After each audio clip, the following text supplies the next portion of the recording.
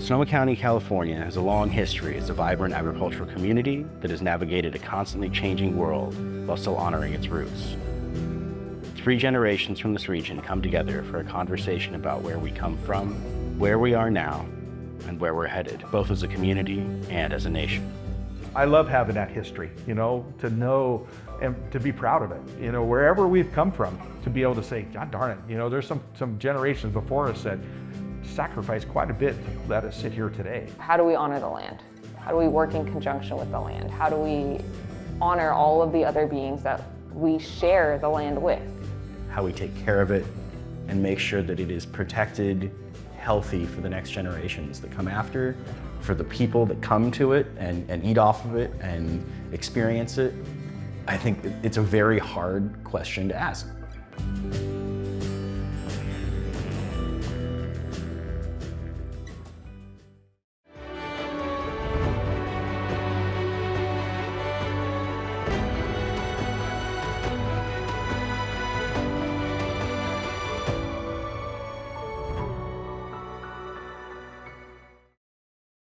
This program is made possible in part by the Corporation for Public Broadcasting, a private corporation funded by the American people. All right, come on, girls. Let's go. Come on, cows, cows! Come on, sweethearts.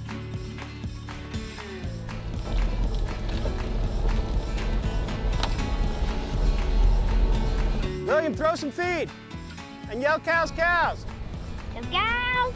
Good job. There we go. Now they see it. Good job, William. Cows, cows. Cows, cows. There we go. There we go.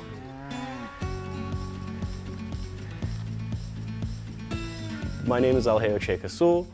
I am the 7th generation on our family ranch here out in Bodega. We've run literally every kind of animal you can imagine on this place. We've done dairy cattle, beef cattle, sheep, goats. Generationally, it's been strong females all the way down. I'm the first male born in 7 generations. So Mom held on to the place.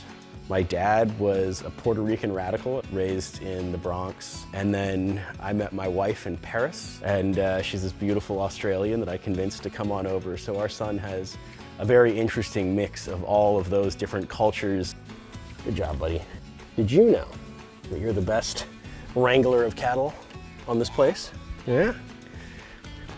I think it's pretty fun that we can have like this deep-rooted history, but we also have that mix of different groups, different cultures that have come in and give us, I think, a pretty unique perspective on what we're doing here and how we're doing it. My great-great-great-great-grandfather, he fought in the Mexican-American War, and part of that treaty, or you could say taking of land after the war, was California, and that's how we got this place. But he really rode west with the idea of promise, of new land, of building a new life. The history of Sonoma County is deeply tied to the history of California. Indigenous peoples stewarded this region with fire and grazing for at least 12,000 years before the Spanish arrived. Our ranch is in the present-day community of Bodega, which was once coastal Miwok and southern Pomo territory. While the American Revolution was raging on the other side of the continent, Spanish colonization of California was well underway, with missions and presidios being established all over the state. Shortly after Mexico gained independence from Spain in 1821, the last of the California missions was established right here in Sonoma County. The early 1840s brought an influx of American settlers. By the time my great-great-great-great-grandfather rode west, settlers were revolting against the Mexican government, and the city of Sonoma would become the site of the 1846 Bear Flag Revolt, where California's iconic bear flag came into existence. California was annexed with the end of the Mexican-American War just 2 years later, in 1848. Settlers to the region would find that the fertile soils and mild climate make the county prime for all kinds of agriculture, from vineyards to eggs to cattle. And many farming families, like my own, have been here for generations. So, William, I want to show you some pictures. I'm going to show you, look at this.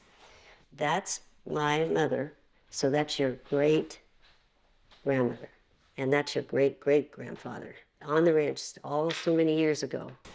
So here they are in front of your house. Well, it looks much cleaner You mean now or then? then. Oh. And look, there's your room. But see those windows right here, buddy? Yeah. Those are the exact same windows. There were a lot of home repairs. I mean, these houses all had knob and tube electricity. The water system was pretty funky. I'm really enjoying all the different projects that need to be done, and it can be overwhelming at times, but it's fun learning new skills. Well, I'm glad you think it's fun. Me too. I was thinking we could wander over and take a look at the map, and you can kind of tell us about what this place looked like when you took over. Okay.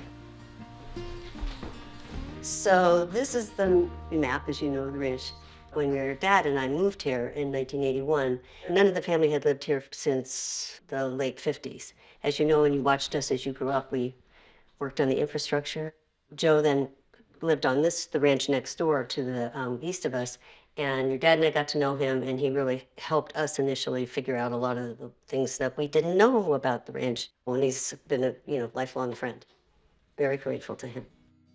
Joe Posey owned the ranch next to us. I think they'd been there 5 generations at that point. At 8 years old, I started working with Joe, kind of getting taken under his wing, and I'd follow him around in my little mud boots. You know, he saw a young person that was interested in agriculture, and he was willing to take the time and put the effort in, because I'm sure I was more of a pain in the butt than I was helpful most of the time, into teaching me about ag and to teaching me about the value of the food systems that we're creating, and more importantly, how to keep our landscapes and our ecology healthy. And that was the big paradigm shift for me, because I didn't realize how much work the landscape really needed in order to be healthy. I was really lucky to have that mentor. I don't think we'd be where we are without that. My name is Joe Posey. I'm a 4th generation sheep and cattle rancher here in Valley Forge, California, and I've been here my whole life, raising sheep and cattle. I oversee 1,300 acres and probably, 1,000 animals total. It's not just those animals. You got to fix fences. You got to make sure the water troughs are good. You got to make sure that the cow that was calving had the calf. You got to be creative, and you got to make it work.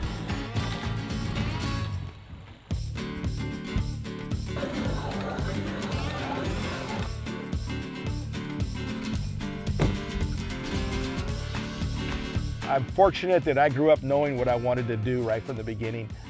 That makes it easy, makes it fun. Are there challenges? Yeah, there's a lot of challenges, but tell me any business that doesn't have a challenge. To me, it's kind of a paradigm shift to say, all right, if we don't allow younger people to come in and to do things, you're going to lose interest. I always feel it's up to us as older generations to bring that on. Because it's easy to say, all right, I'm too busy, I got to just go, go, go. But when all of a sudden you have some young people involved, it is so nice. We need younger people on the land. Joe taught me a love of ranching and farming and the landscape, and also what it meant to be a community member. That's how I met you. Exactly. I was in a place where I was like, I need to be more integrated into my community. I don't know how to do that. I'm just going to throw everything at the wall and seeing what sticks. Anything you need help with. I'm just like here learning, and you're spending so much time with me and teaching me so much. There was a chainsaw day where usually I can put everybody else into the ground, and Maylin was not done by the I think it was the 4th round. I'm like, I'm done, Maylin. Let's go sit on the porch and have a beer because I'm old. Yeah, you haven't seen old yet. It's coming. Yeah. Access to land for young people is really hard in this community, and increasingly harder. Learning from Joe Posey to, when you meet young people that are interested and engaged, take them under your wing and put the effort and the time in.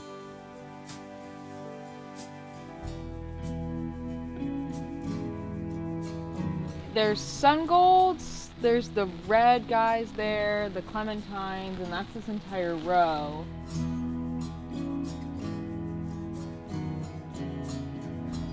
When I moved up to Sonoma County and starting to see and connecting to our local food system has been extremely powerful to me. I was working at local farmers markets, just trying to get more involved in the community and working with the farmers directly. And not just like, okay, here's my money, I'm gonna buy some food, but creating that relationship. My stronger memories from growing up, I feel like a lot of them lean into who I am now in many ways. Like in kindergarten, we did like caterpillars, and then eventually they turned into butterflies, and we had our little garden beds per classroom in elementary school.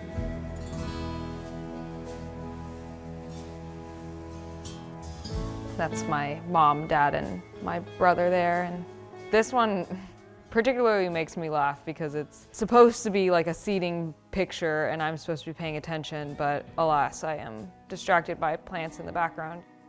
This again is just me distracted by plants, which I still say very frequently in the middle of conversations to this day. And this one seems to be an Easter egg hunt, but me walking around barefoot on wood directly and wood chips is something, again, I still do very frequently. So I think going through these photos also just made me laugh a little bit of how similar I am, even though it's been, I don't know, maybe at least 20 years since many of these were taken. My dad's side came from China, from during the revolution in Taiwan. And what years would that have been? That was my grandmother and my grandfather. That was in the 50s. They were both escaping because they were not part of the Communist Party. And then my mom's side came from Germany and Ireland before then. Okay, and I think that's the part of America that's so cool, is that we all have a story. A lot of us don't take pride and understand what it took for our parents or grandparents to get to where we're pretty darn comfortable. My family immigrated from northern Italy and the county Wexford of Ireland. As with so many immigrants during the late 1800s, looking for a better opportunity. There wasn't anything out here. No electricity, the roads were all dirt, but they made a living. They paid their bills, they sold milk, they would take eggs to town once a month and sell them. But it was very, very self-sufficient. But they were able to save money and buy more land and build up their businesses.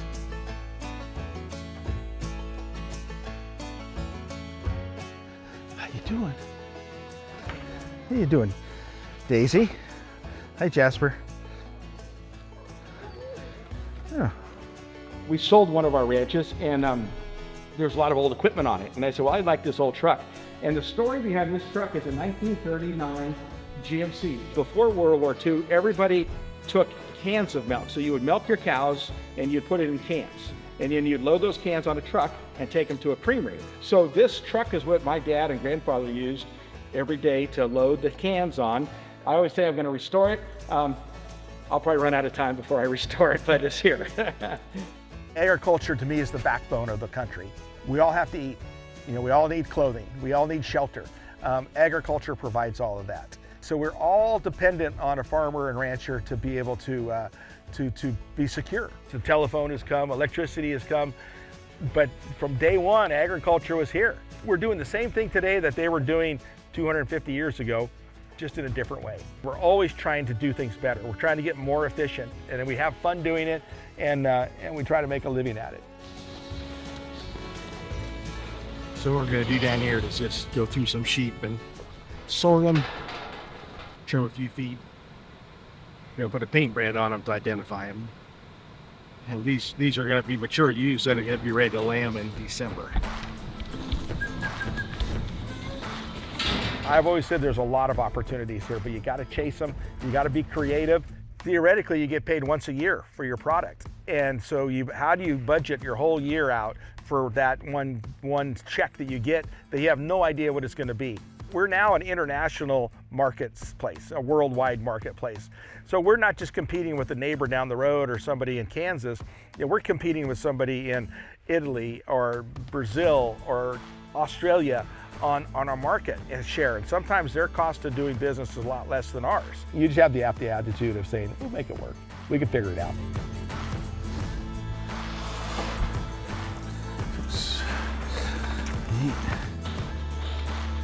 Diversity in agriculture has created some great opportunities for me.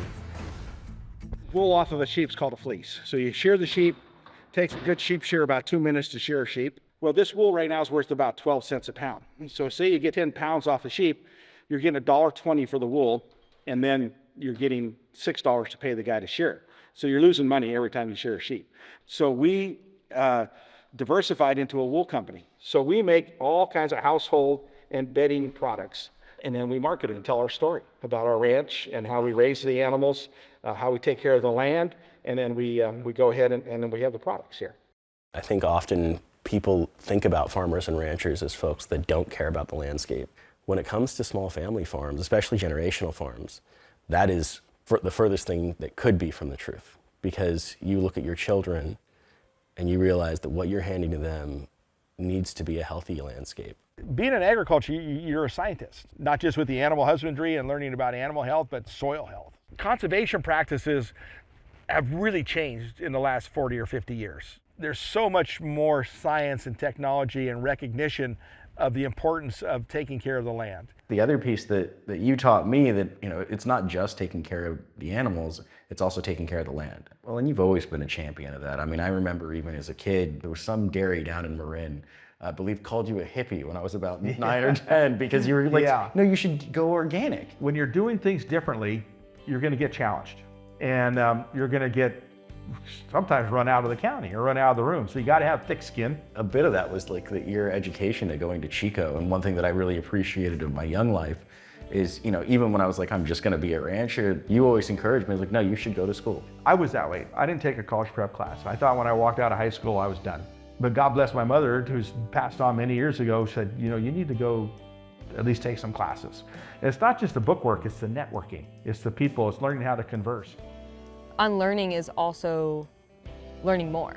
I had this concept of ranching, I had this concept of animal production, just like these giant properties that don't do anything and they just foster cattle. These people are kind of all like potentially like really far-right conservative Republicans, and they don't want to talk about the climate or the environment at all. The stereotypes are built on those who are the loudest, and those who are the loudest are commonly the minority. You don't think about that if you're not in tune with the people, and you haven't seen or visited those properties, you haven't listened to their perspective. Maylin has been really a joy to get to know, and I hope it's all right if I say mentor a little bit. Working with the animals the way that we do, I think, was a paradigm shift for her. To work with a young person that also has the self-reflection to be like, maybe I'm wrong, which is super rare in young people because we all think we know everything when we're young, right? The sky's the limit for a young person like that is willing to put the work in. Jay's a kick. Oh my gosh. Like, the first time we met, we kind of just like hit it off. I think if you ask him, his proudest accomplishment is that he's reintroduced me into the meat world. I've been really understanding more the place of animals in our ecosystems and in our food system.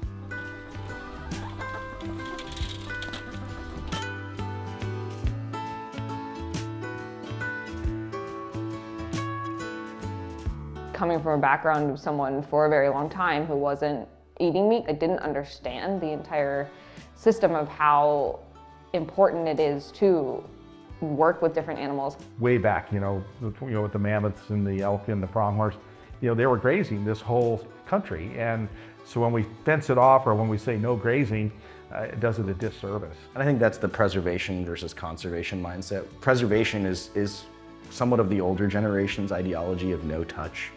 And we're quickly realizing for the last 10 to 15,000 years, we've been burning it and we've been grazing it. I would argue that our form of agriculture is the only form of agriculture that requires biodiversity to be successful. People are in this mindset of like rewilding the land, and it's like, no, we've actually done so much harm that we need to rebuild these ecosystems. And we need to mimic them, because we're not going to be able to bring 10,000 bison through here. These animals are here for a purpose. We're breeding them for a purpose. It's our responsibility to take good care of them and make sure that they are provided for until they provide back to us. Come on, girls. Come on. Come on. Once a few start, you need to have them all come so they all get to eat at the same time.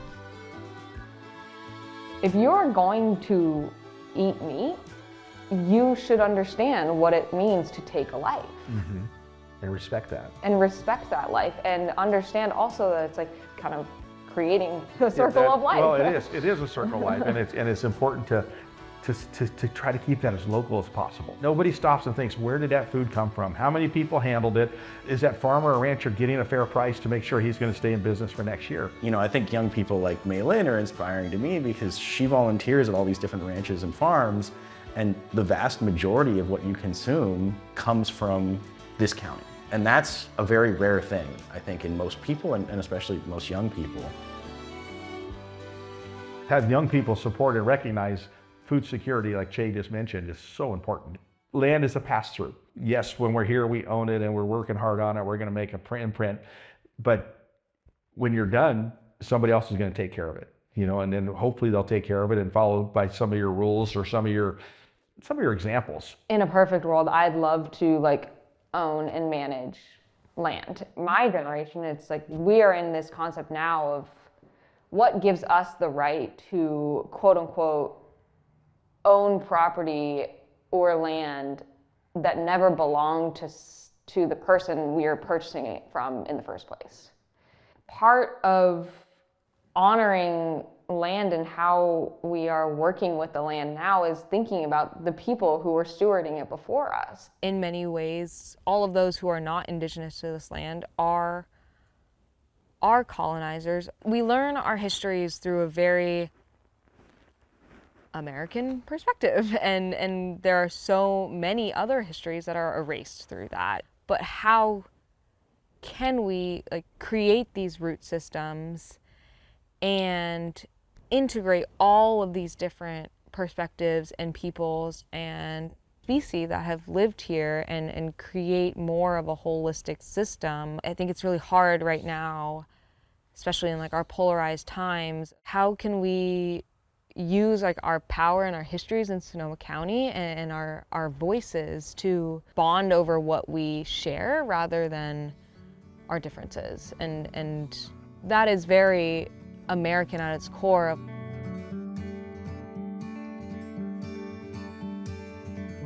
We've all come from the same place in the sense of how we started out in this country, and then here we are, you know, how do we hang on to it? That's the challenge. We have the ability, we have the land, we need to make sure we have people out there. This kind of lifestyle, you have to love it. You have to have passion, you have to have a drive to want to do this kind of work. And it takes a lot. It takes a toll physically, takes a toll emotionally, mentally. It's not a profession that young people are getting into real fast. I don't know anybody that is in my generation that just farms or ranches anymore. Everybody has a job. This landscape is very expensive to maintain. It's mostly a labor of love. My wife and I joke that we want to make enough money and save enough money that one day we can afford to work on the ranch. What was the kind of oil I was supposed to use? Or that stuff in the corner. Mm-hmm.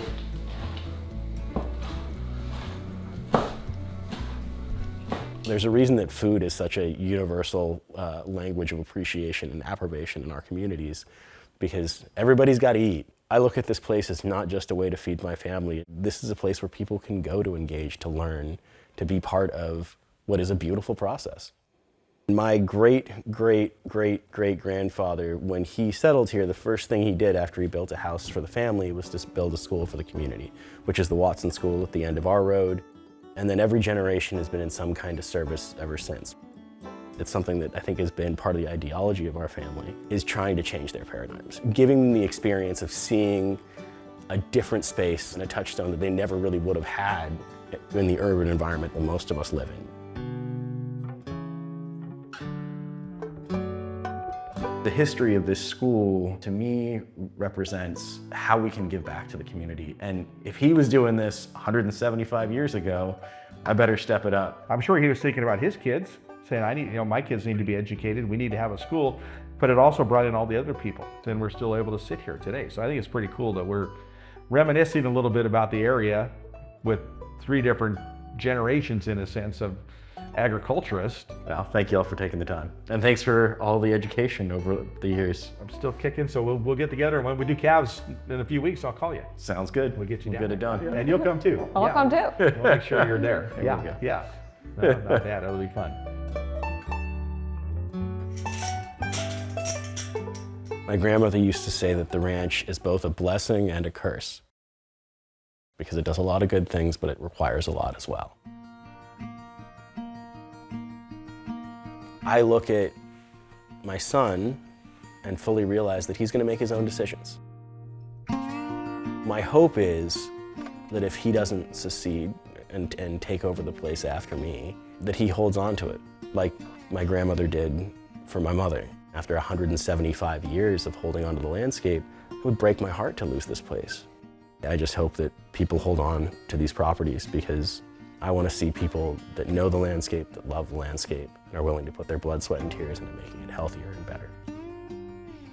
My wife moved to this country, which was not easy, because she looked at this place and what we could build in a country that has the ability to change things.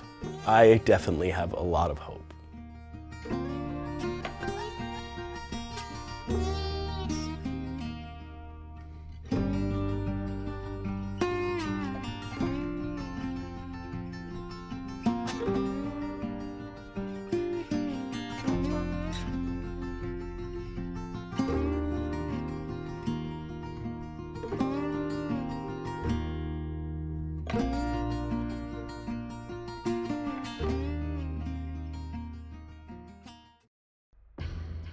You can visit our website for more information and additional resources. It's all at generations250.org. This program is made possible in part by the Corporation for Public Broadcasting, a private corporation funded by the American people.